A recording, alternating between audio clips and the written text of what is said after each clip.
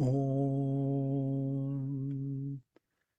Vang me manasi pratishthitam mano me vachi pratishthitam Aviravirma edi Vedasyama ani stha Shrutam me ma prahasi Anena dhitena horatran Samdadhami Ritam vadishyami Satyam vadishyami Tanmamavatu Tadvaktaramavatu Avatu Avatu Vaktaram Avatu Vaktaram Om Shanti Shanti Shanti.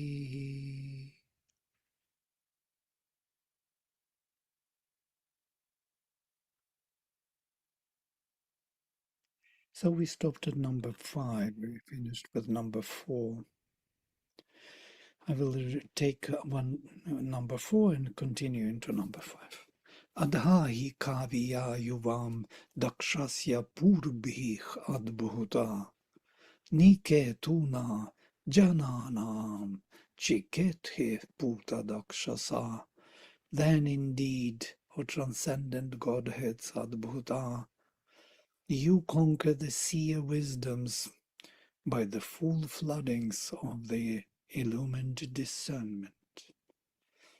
Dakshasya purbhih. You perceive knowledge for these human creatures by a perception in which the judgment is purified. We kind of dwelled on this quite a bit. It is only then, after our rigorous and powerful affirmation, that you finally conquer our wisdom by the floodings of your intuition, and thus you perceive in human creatures all by your complete and perfect perception, you who have pure discernment. So basically they become, these godheads of Mitra and Varuna become a part of our nature, our own operation of our own consciousness, or let us say our consciousness widens to the transcendental realms or to the supramental realms and operates by that supramental overmental consciousness. The higher consciousness of the transcendent Godheads, Adbhuta, finally overflows the poetic and prophetic wisdom of the human seers. It answers to the call, as it were, and takes full charge over the perception of human beings. There is something interesting in the descent and ascent. We are ascending constantly to the higher realms, and those higher realms descend. So what is the difference between the two, according to Sri Aurobindo? Yes? Ascension is is our major, so to say, aspiration. We want to be that higher or wider consciousness. But we do not fix it itself and do not fix it in ourselves yet. Yes? But the descent is something which is happening maybe simultaneously, we can say, but it is fixing it within our lower nature, so to say. We here, what we are becomes something else than we are here. We become that. So the descent is a fundamental feature of the Vedic yoga, which is truly speaking coming down to us. They come down to us. Rather than we go there and then when we come back, we are the same. Nothing changed. When they come down to us, when the force descends, it modifies our functioning. It makes sense, yes? It's just common sense thing. Even without knowing much of Sri Aurobindo, you can figure out that. That's why he says, Sri Aurobindo says, that Vedic rishis never actually attended to the supermind for the sake of earth. Yeah? That's what's kind of interesting. They had made an attempt, but not to bring it and to fix it in the earthly atmosphere. It was too difficult to make. It doesn't mean that they didn't know that that should be done, but they never succeeded in that. That's why we fell back into the Mayavada concept. The split happened between spirit and matter in the post-Vedic literature. So let us take this next verse, which we didn't read yet. Tadritam prithivi brihat shrava esha rishinam jrayasanau aram prithu atiksharanti yamabhih. O wide earth, Prithivi, that vast, Brihat, Tat, that truth, Tadritam, for the movement of inspired knowledge of the sages, Shrava Isha Rishinam. Interesting, for the movement of inspired knowledge. He translates it as Eshe, as for dative case, for the movement. Ish is the movement of Shravas, for the movement of inspired knowledge of the sages, Rishina.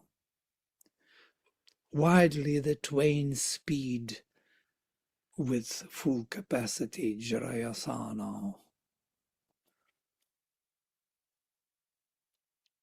Aramprithu, widely enough, fully enough.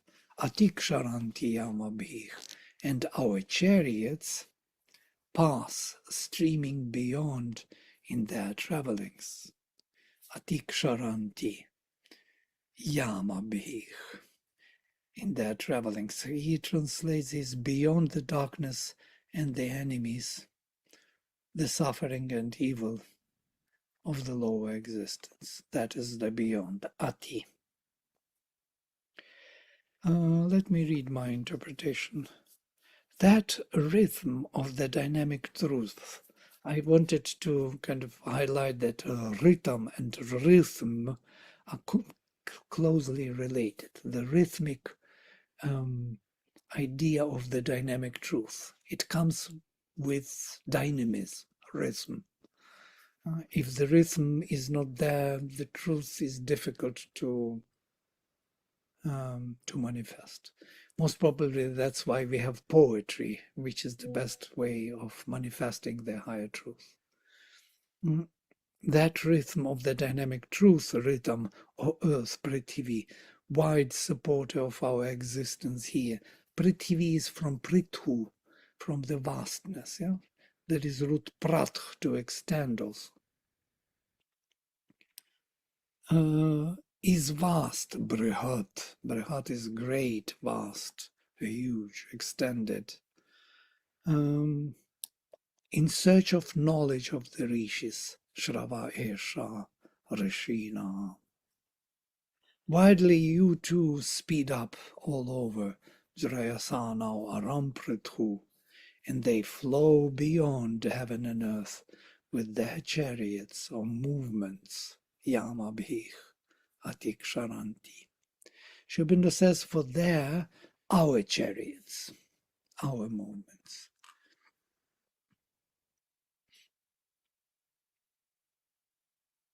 Chariots were mentioned before somewhere, forgot where. Oh, here it is. Therefore, O gods, I desire for the rushing of these chariots your wide pasture of the herds. So Sri Aurobindo refers to these chariots. Yes? And then verse 3. Though in the verse here there are no chariots, but they are still, when we read the whole hymn, it comes back to us. Yeah? We will have to read the whole hymn, then it will be clear what is happening.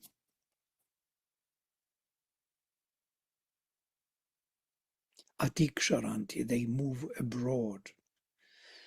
This moving abroad with the power or swiftness of our thought or in our chariots, we will see in the Savitri. I have an appendix. Maybe we should look to it now. It's kind of giving us the sense. Here it is. Let us, in this ability of the mind to reach abroad in the kingdoms and goddess of the greater mind, there's the passage. There seized the limits of the laboring power, on that level where he was. But being and creation cease not there. For thought, capital T, transcends the circles of mortal mind. It is greater than its earthly instrument. The Godhead crammed into mind's narrow space. The Godhead crammed into mind's narrow space escapes on every side, atiksharanti, into some vast. That is a passage to infinity. It moves eternal in the spirit's field, a runner towards the far spiritual light, a child and servant of the spirit's force. But mind too falls back from a nameless peak. His being stretched beyond the sight of thought. His being, mind's being, stretched beyond the sight of thought. For the spirit is eternal and unmade, and not by thinking was its greatness born, and not by thinking can its knowledge come. Interesting. It knows itself, and in itself it lives. It moves where no thought is, nor any form. Its feet are steadied upon finite things. Its wings can dare to cross the infinite, arriving into his ken, a wonder space of great and marvelous meetings called his steps, where thought leaned on a vision beyond thought and shaped a world from the unthinkable. Now, this is the mystery of thought, or mystery of that consciousness,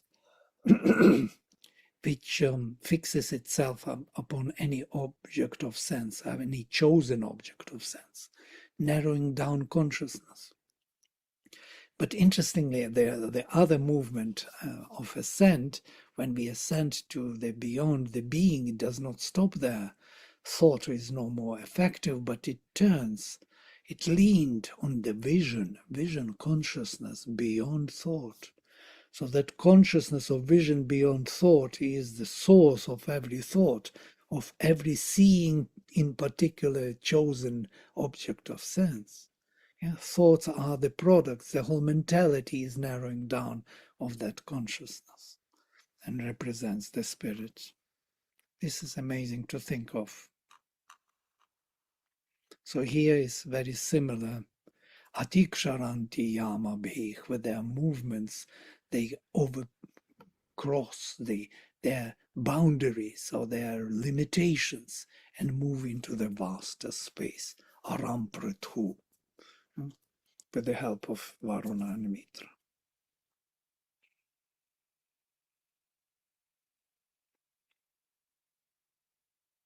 In search of knowledge of the rishis, of those first involutionary beings who brought this vast knowledge for us. There are those passages still there. Rishis are still there assisting us in our ascension, as Sri Aurobindo says in The Secret of the Veda. You know, the Angiras Rishis are still there and always to help our ascension. Those passages were created and they are there to be used.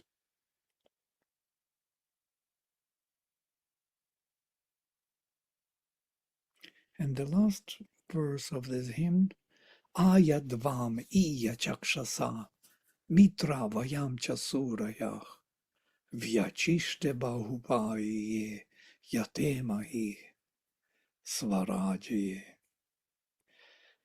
When, O Mitra, you have your far-voyaging vision, and we are the illumined seers, when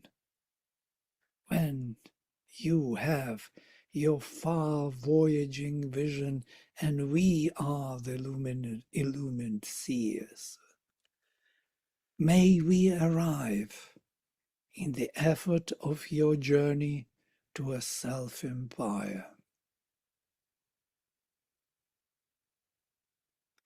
May we arrive in the effort of our journey to a self-empire, spread out widely open and governing its multitudes.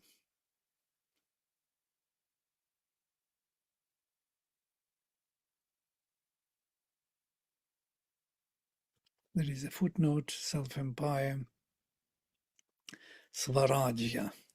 Svarajya and Samrajya, perfect empire within and without.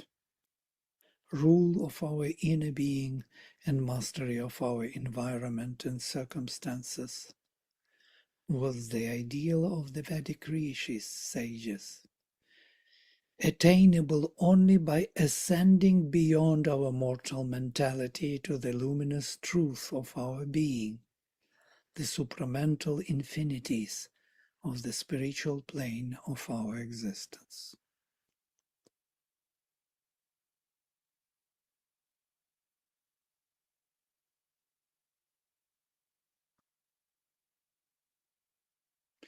Interestingly, he uses also Samrajya here. Swarajya and Samrajya, perfect empire within Swarajya and without Samrajya. Samrajya is actually absolutely everything. Samrat is the emperor, emperor who possesses everything, most probably without. But Swaraj, this prefix Sva, he uses very often to define the inner processes. Sri Aurobindo uses in his yoga, like Rupa is the outer form, but Svarupa is the inner form, the divine form. Yeah, always Bhava and Svabhava, Dharma and Swadharma. Swadharma is the inner, Dharma is the outer. Swabhava is the inner, Bhava is the outer.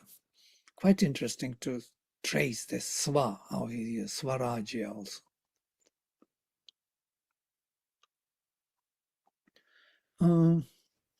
This verse is a bit difficult because yat is here, which can be translated as when or what or if, and you see how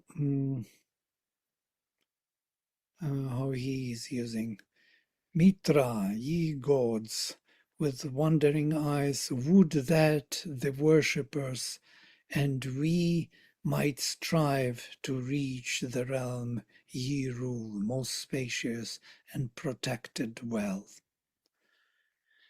Well, nice words, but very little significance of what it says.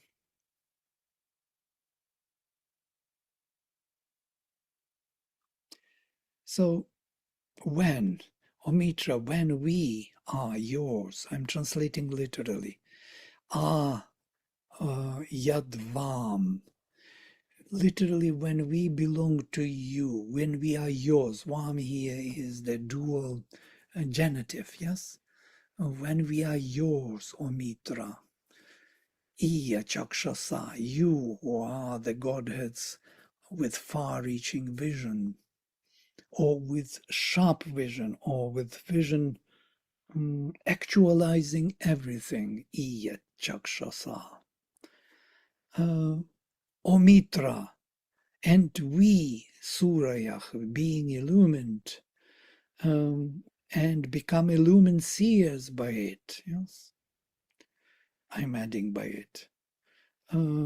May we aspire to self-realization of your self-empire, perfect within and without, I am adding and without Swarajya, to your inner empire, literally only within. Yatemahi Swarajya, in the widest extension, protected by many, manifested in multitudes, possible in other translation. I have to put it like this. Vyachishte Bahupaye. Now, this paya, I put here the words Bahupaya, protecting many, or a large hold.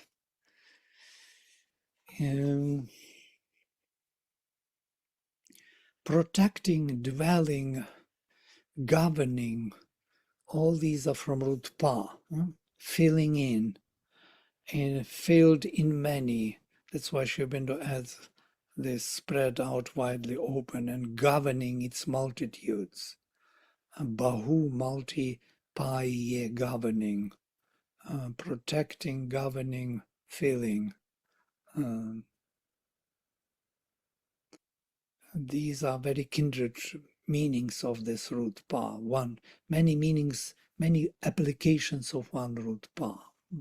From one side we have pa as pibati, drinking, from other pa is protecting, and pala is the one who dwells, the dweller. That means the one who is within, dwelling, the kind of occupying the space. So in the many occupations of the space, in the multitudes of Vyachishte, in the most extended one, Yatemahi, we aspire in your, for your Swarajya, yes? To be in your empire, inner. Swarajyam in this case most probably is supermind, or at least overmind.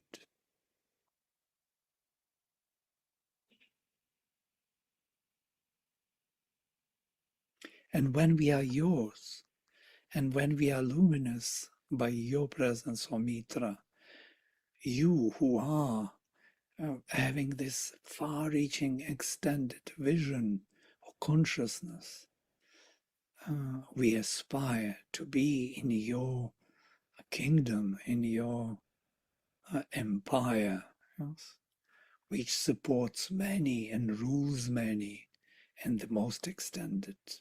So this Vyachishta and Bahupaya, these are the adjectives to Swarajya, explaining Swarajya.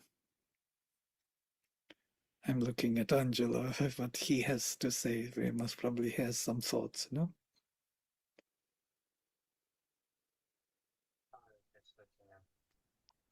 Okay. Yeah, I don't know about the vam, whether it's genitive or it should just be accusative. Yeah, it could be accusative, yes, absolutely. But then with accusative is difficult, yeah? Or could be that vam avam, yeah, towards you, when we towards you who are this, yeah? Iya chakshasa, seeing far, or mitra, and we who are illumined. Why and we? Then and is difficult. But yeah, any suggestion is good if you can give, it would be nice. Yeah, I was just thinking, if the verb is yet, yatemahi, so we kind of accord ourselves or unite ourselves to you, both Mitra and Varuna. Yeah. That's all I was thinking. Yes, I've also stumbled over this, and I've changed a few times my kind of interpretation. And then when we are yours was the easiest. But then when we aspire towards you, or when we come, I first was we arrive at, or we contact you, or we approach you. Oh, that's what I was using.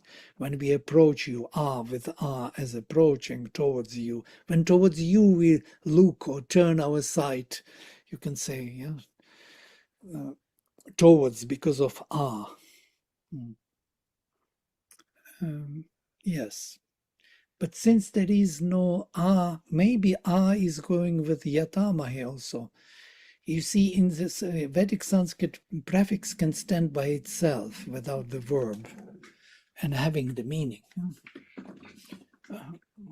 Verb is we are adding because we are so, to say, analytical in our thinking that we must say what towards you too, when towards you too, or you who see far, or Mitra, and we who are illumined. This is literal. So how would you leave it at that?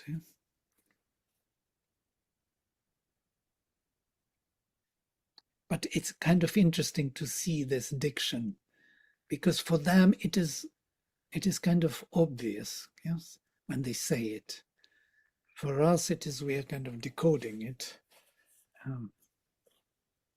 I love Vedas, and especially Rigveda, for this diction, which is direct. Yeah, they do not try to explain. They speak always from the first person. Did you notice that? Even when they describe others, other gods and what they do, that's always implied that there's someone who is saying it, yeah, invoking it. It's not an epic style or kavya style. It's not a description. It's not the story or explanation. There are no explanations here. There are only hints which have to trigger the force in us. The other thing I noticed was in 5, I think 5, Atiksharanti. Uh-huh. Yeah, because before we had the, by the Portuguese, so by the floods, and then Atiksharanti, often is like flow over, overflow. So I thought maybe there's a connection. Yes, I think. Not like the rushing, not just like rushing of the chariots, but like overflowing of the rivers in their courses or something like that. Right, that's what Griffith did, what you suggest. Yes, here they Oh, come okay. with ample overflow. Yeah. But here, the problem with him, they're too widespreading, are prepared, they come with ample overflow. So they come, these two are coming with these rivers and waters overflowing, yes? Well, there is no problem. It is possible. I'm sure this is very possible translation.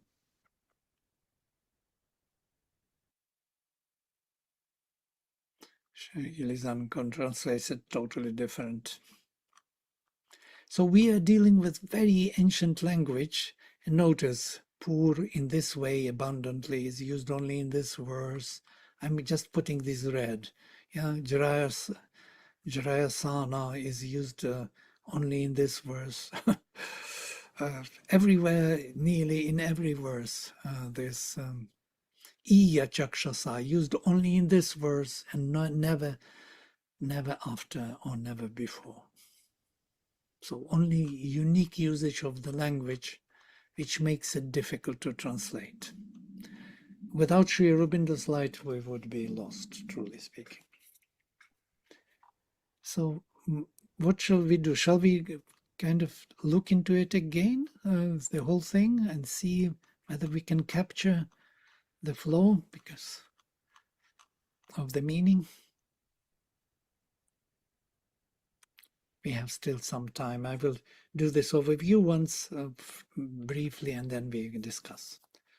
Chiketana sukratu devau marta rishadasa Varunaya artapesha se dadhita prayase mahe tahi kshatram avihrutam samyak asuriyam ashate adhavrateva manusham Swarna dhai darshatam tavam eshe rathanam urvim gavyutim esham ratahavyasya sushtutim dadhrik stomaich manamahe adha hi kavya yuvam dakshasya purbhich adbhuta Niketuna Jananam Chikethe Bhuta Dakshasa Tad Ritam Prithivi Brihat Shrava Esha Rishinam Jrayasanao Aram Prithu Ati Ksharanti Yama Bhich Ayadvam Iya Chakshasa Mitra Vayamcha Surayach Vyachishte Bahupaye Yatemahi Svaraji. I'm trying to reconstruct the Udatta on the fly from what I see, but this is something close to that diction which was there in the Vedic times.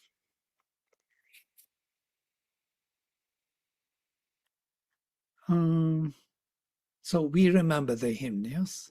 Let us read now, once we finished Sri Aurobindo's overview of the whole hymn. It may help.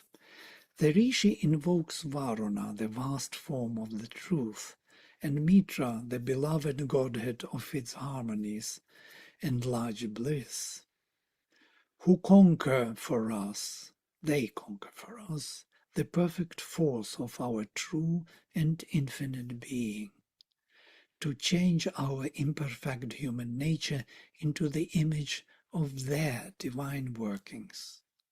Then the solar heaven of the truth is manifested within us. Its wide pasture of herding illuminations becomes the field of journeying of our chariots. Our chariots are this movement of consciousness and force. The high thoughts of the seers, their purified discernment, their rapid inspirations become ours. Our very earth becomes the world of that vast truth. For then there is the perfect movement, the transcendence of this darkness of sin and suffering.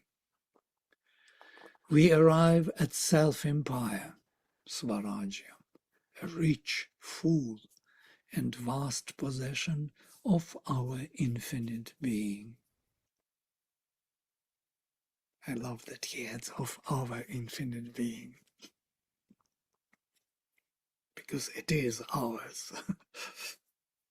Only we just don't know it. So, Achikitana Sukratu Devau Martare Shadasach, O mortal, who awakens to knowledge, call to thee the two Godheads who are perfect in will and destroyers of thy enemy, the narrowness, the selfishness of our suffering, of our being, of our consciousness.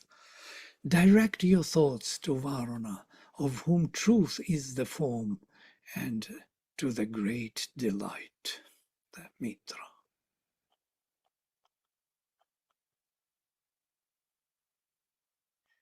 Tahi kshatrama vihrutam samyaka suryamashate, for it is they who attain to the undistorted force and the entire mightiness. Then shall thy humanity become as if the workings of these gods. It is as if the visible heaven of light were founded in thee.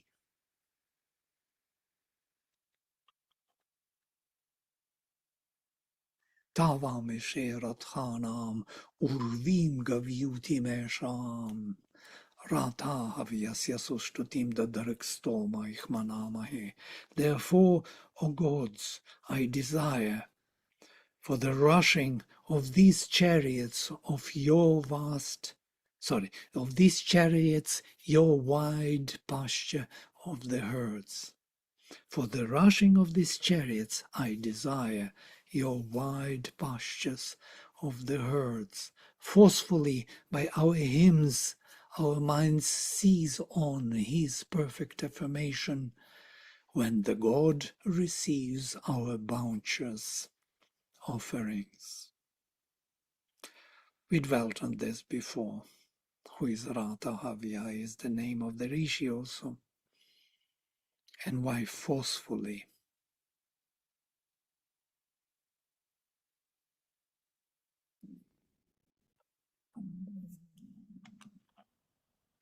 Adhaika yuvam dakshasya purbhihadbhuta niketuna jananam chiketje puta dakshasa.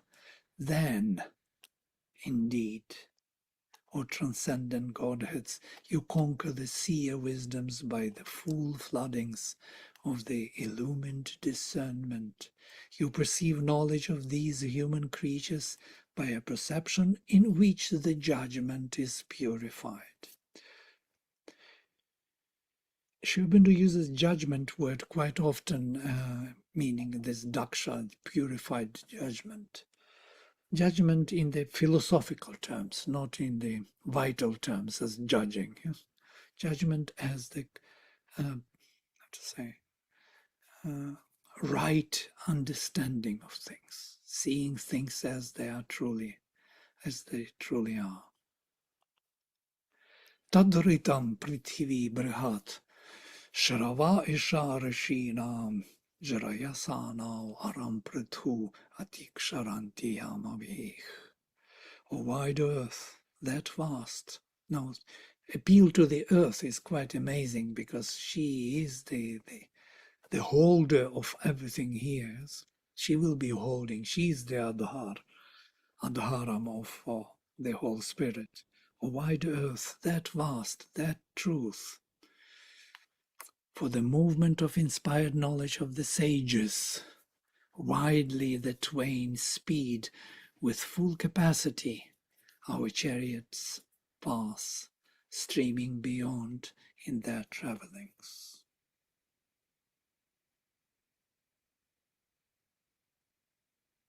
There is some amazing process of spiritual tuning. Do you feel, yeah? The choice of the words, the choice of the imagery one after the other builds up something which we cannot perceive in ordinary thinking. Ayadvam iya chakshasa mitravayam chasuraya vyachishte bahupaya yatemahi svarajaye. When, O Mitra, you have your far-voyaging vision, and we are the illumined seers, may we arrive in the effort of our journey to a self-empire spread out, widely open, and governing its multitudes. Now we got something. When we read one after the other, there is some other meaning coming through. Any thoughts? I know this is Rigveda thoughts.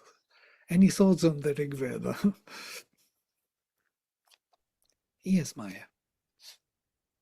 I was just thinking that sometimes before one gets to some of these stages described in the hymns, if one gets sometimes an insight, or they said like if you sense the vision above, it comes very briefly or a flash, and then as if one's mind tries to grab it, and in that movement, it, as it said, it gets distorted, or then we don't have that perfect judgment or the flood of illumination. So from this poise, how does one get to the flood of illumination rather than just like the flashes or the distorted grabbing? Yeah, that's what happens. We get flashes, but we want the flood. We don't want flashes, yes? We want the flood of flashes. When we are overflowing with the flashes, then we don't need to really constantly try to get the flash. Sri Aurobindo describes this, that this comes with practice. In the Vedantic yoga, they were doing this. They were redirecting their indriyas or their faculties towards the spirit. If you, as Mother says, don't accept anything but which is coming from any source but grace. Accept everything only from grace. This is something of that very kind. Yes, if you redirect all your senses, all your faculties towards the grace as the only giver to your life, your own life, and everything what it is in it, your thoughts, your feelings, everything comes from that source, then you train yourself to receive those flashes. And with time, they become more often, as Sri Aurobindo says, visitations of those flashes. And then they are becoming like a rain or a flooding, like the sea, like the ocean. He describes this in Savitri. He was overflowed or flooded by the sea as knowledge. Knowledge as the ocean wave. Yeah? It's amazing imagery, Vedic imagery, yes. Overflowing. Atiksharanti. We want to be overflooded, but then we don't need to behave in the ordinary manner, so to say. We are changed then when we are overflooded. Our nature changes. There is another image in the Greek mythology about these stables. You remember stables of which we had to clean all the time. Maya, you know better. Can you? I think it was one of Hercules' 12 labors. Yes, He had to absolutely. clean the stables of King Augeas. Yeah. Right. And he redirected the flood of the river. That's exactly what we are looking for. We don't want to clean the stables which horses are always putting on something more and more. The moment you cleaned it, it's already there. Yes. So better to redirect the flood of inspiration and truth, and it will wash it away as it was never there.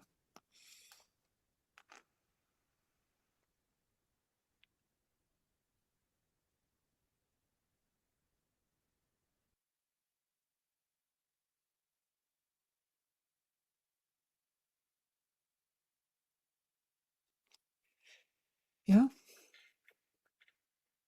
Any other thoughts, maybe related, maybe unrelated, maybe partially related?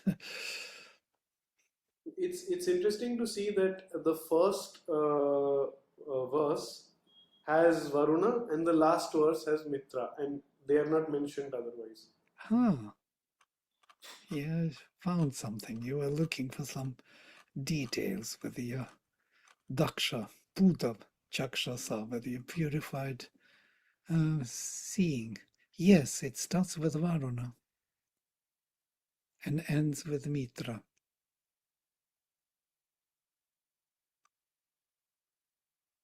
Yep. And so what do you imply? What do you want to say by No, that?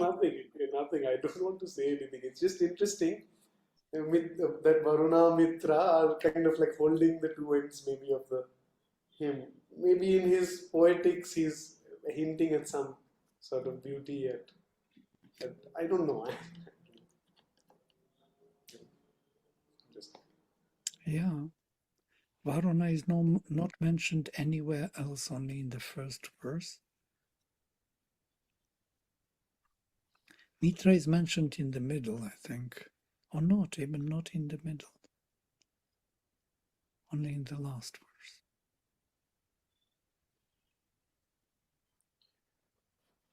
also, it is very striking how very similar the language is in the different hymns of the different rishis addressed to the Godhead.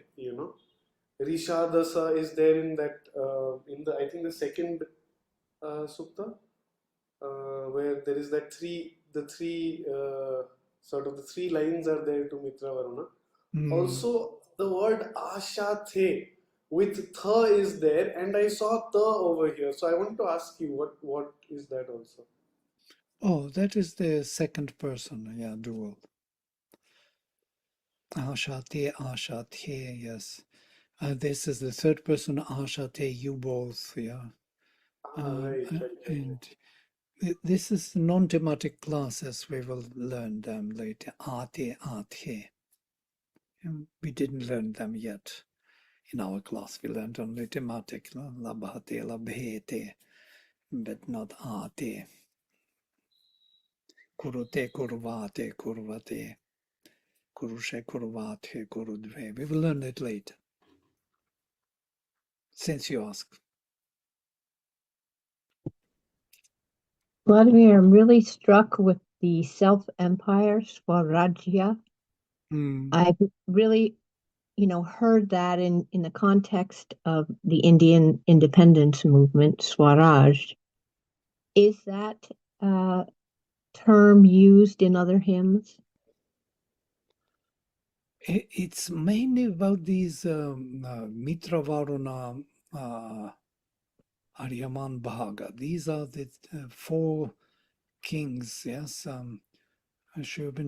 Four emperors, yes, so of the Adityas, transcendental godheads, the guardians of the truth, Sri Aurobindo calls them. Yes, the whole chapter in the secret. It is used in the relation to them, yes. Svarajya means transcendental, or what do you call it? Not transcendental, but he has a name for it. Self-empire, very interesting word. Self-empire. Yeah, that concept seems to really express so much about both the individual and the collective yoga. He seems to grab both those aspects in that term. And the other thing that really jumped out to me was where he says our chariots, because I only recall hearing about the chariots of the gods, not our chariots. So it feels like for me in this hymn, he's really directing, or the rishis are directing us to realize that this is within and without, and that these are our powers that we need to reclaim and to develop. Yeah, it actually explains to us also what chariots are. What are these chariots in general? Yeah, they are movements of our consciousness, and the movements means power of our consciousness. We apply it. We constantly move our consciousness else somewhere, is it not? We are moving it to the objects, to the things to be done, to what we think. We have inner dialogue. We always move, always stop thinking. We aspire. We constantly shift. These are the chariots, the movements of our consciousness. They want to go through and reach to that self-empire. Yes, we can say aspirations or movements or fixations or whatever we can find the word for. But that's what is happening anyhow when you look for, call the mother or call for their presence or pray. What are you doing really? With the help of the word, you redirect your consciousness to move somewhere, yes, to meet someone, to have a contact with some other reality of your own, of course, but you don't think of that. You think that it is somebody else's there, but it is yours at the end. I think that's the point that is more strikingly, at least for me, strikingly made in this hymn. Or maybe I just haven't noticed it before in other hymns. It's easy for me to get lost in the different godheads and what they represent, and it's sort of like out there somewhere. But this hymn really pulls us back inside and said, this is all happening inside. Yeah. Yeah. Inside, outside. Yes. Yes. Yeah. Yes, Maya. You wanted to say? I was just going to say, is this what you meant by receiving understanding or knowledge only from the grace, or developing that discernment? So every time, like you just mentioned, if you have a question or a prayer or whatever it is, you redirect your chariot of consciousness up to receive that answer from the grace rather than any other influence. Yep. Yeah. That will, you give your will to the mother, yes, and you will. Yeah, let me know what you want me to know. What a powerful thing. I can't. So I don't want to know something you don't want me to know. Yeah. I want to know what you want me to know, for me, for your work. That means I'm ready to do what you, let me do what you want me to do, not what I kind of like or want or thought. But maybe you don't want me to do what I like. Maybe you want me to do what I don't like. Yeah. Let me be what you want me to be. Maybe you want me to be nothing for this moment, to be lost. I will be that, as Mother says in her prayer. I will give gladly, drop by drop, all my blood to you if it is needed. This is let me be what you want me to be.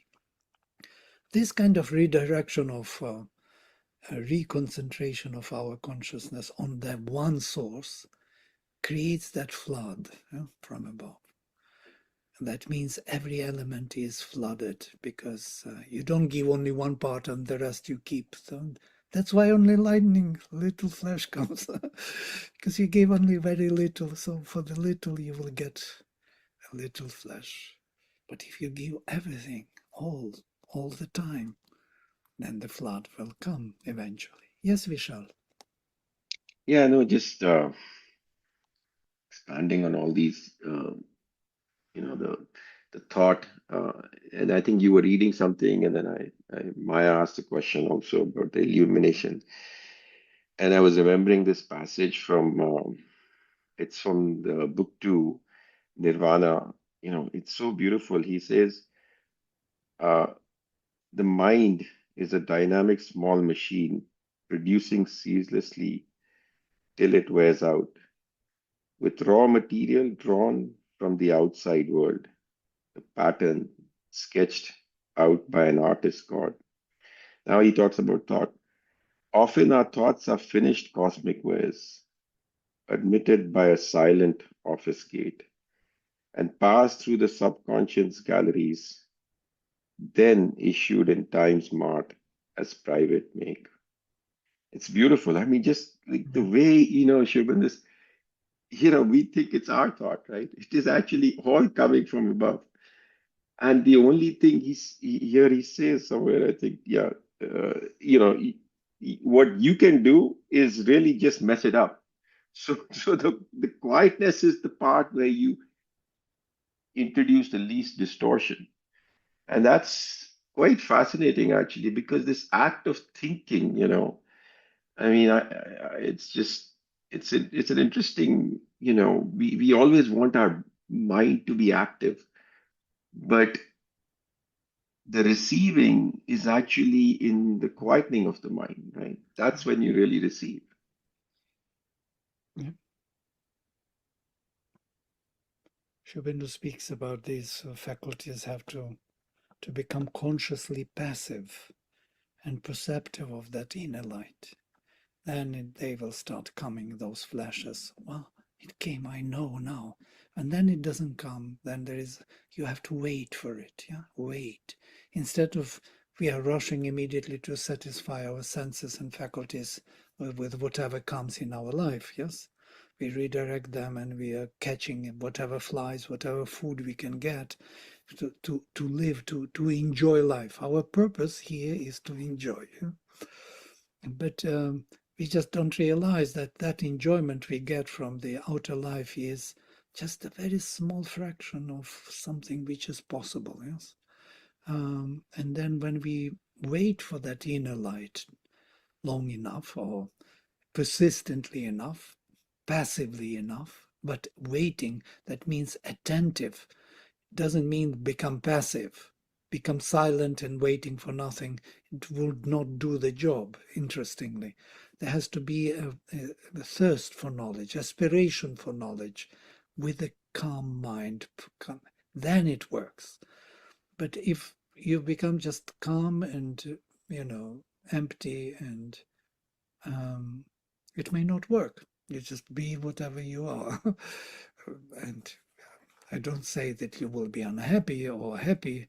It will be indifferent. Indifference is not our way to knowledge. Yes, Linda. Yes, I really feel very inspired by this sukta, and I really feel like contemplating it much more, because I sense that there's a process that's described there, and I like to explore it in a more experiential way. if you take the sentence you just the prayer you just evoked of Mother, may I know only what you want me to know. When I say that, and I really stay with this sentence, after a while, I can sense that there are parts of me who want to know for themselves something, who are not in this surrender. So then it allows me to shed light on that and to offer that to the divine, this grabbing, who wants that part that wants to grab knowledge instead of being receptive and receiving it. And this is then a process where the impurities or light is shed on the impurities. And then this sentence, which is this chariot, gets more and more true and enlightens more and more of our empire somehow. You know, that's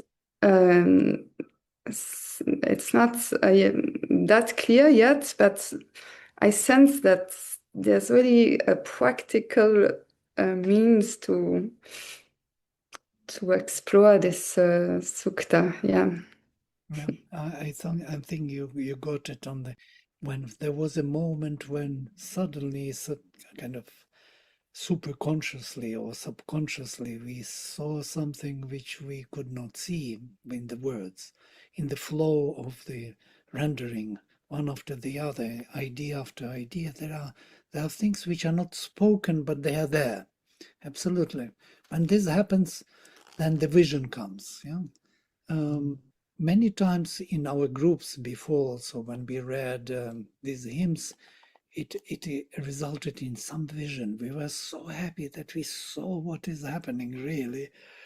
Of course, you lose that vision. It cannot stay, yeah, because that is something which is not natural to this natural being made of clay. But if it can be transformed or kind of made more receptive of that realm, and that is one of those ways, like, let me know what you want me to know, which is total trust into whatever the divine wants. Yeah, I want to be your instrument. It's an amazing liberation. Yeah, you don't need to fabricate your thoughts, fabricate your life, make it work or something. Everything goes in accordance with that surrender.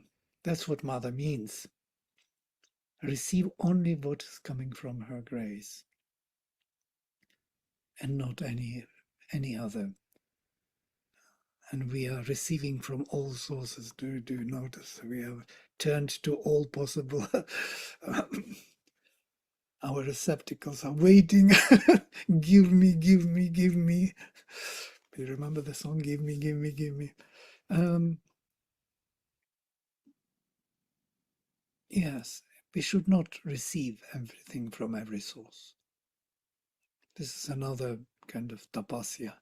I receive only from you, in your name, in your grace. That's it.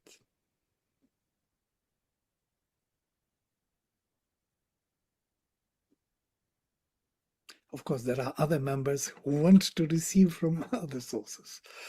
They will remind you about them. They will knock to your doors and say, hey, hello, wait a minute. What about us? There are many of us here, and we are used to receive things. So there we have a dilemma. There we need that, I do not know what, awakening, which will kind of aspiration, which will carry us forward. That's why aspiration, that's why the flame, it has to burn, because there's so much to burn there. Now we know why fire is. It was to burn all this stuff to ashes and leave only that self-empire. Great. We had fun. There's something beautiful in this also. Okay, next time we will take new hymn 67. There are several hymns. We will cover all of them from book 5 of Mitra and Varuna. And maybe we will revisit some of these hymns after in the light of what we know. And it will be easier to... But I noticed that dwelling on the hymn longer creates this sense. It is not by knowing what is there, but dwelling on it. Dwelling on the same again and chewing on it, as it were. It opens up. All right, let me close with mantra.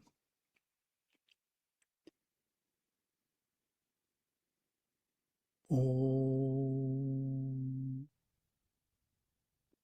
Sarve Bhavantu Sukhinaha Sarve Santu Niramaya Sarve Bhadrani Pashyantu Ma Kaschit Dukkha Bhag Bhavet. Om Shanti Shanti Shanti. This Sarve Bhavantu Sukhinaha is also from that realm of self-empire, of Swaraj. May all be happy. Only in self-empire this is possible to wish. In normal state it's impossible. All right, thank you all and see you next time. Namaste.